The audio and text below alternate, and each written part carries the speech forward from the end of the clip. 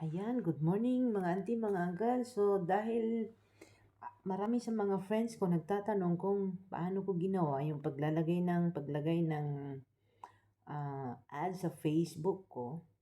Dahil nga naman, di ba, may income dito sa Facebook at ngayon lang tong 2022 na nangyari. Dahil sa personal Facebook mo na ngayon, pwede ka nang kumita, hindi mo na kailangan gumawa ng page. So, paano nga ba? So, pupunta po tayo sa Facebook. Wait lang natin. Cancel natin yon. And then, makikita po natin kapag pumunta po tayo sa Facebook, makikita po natin itong mga dashboard, blah, blah, blah. So, i-click natin po itong dashboard. Alright? Pag na-click na po natin yung dashboard, makikita na po natin mga to. So, pupunta po tayo dito sa See More Inside. Ayan. And then, makikita na po natin yung mga videos natin. Para makita natin lahat yung mga videos natin, i-click natin yung See All. Ayan.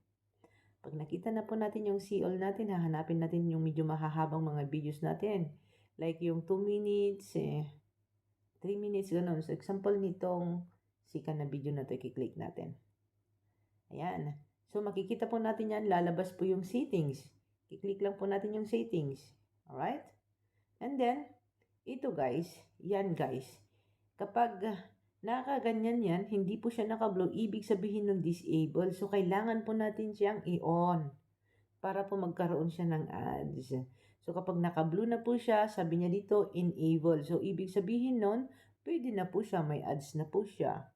Ganun lang po kasimple mga idol. So, hopefully, sana nakatulong ang video na ito sa iyo. At kung sa tingin mo, mas makakatulong sa mga kaibigan mo din, please share lang po ang video ko and please subscribe sa YouTube channel ko din po guys. Thank you so much.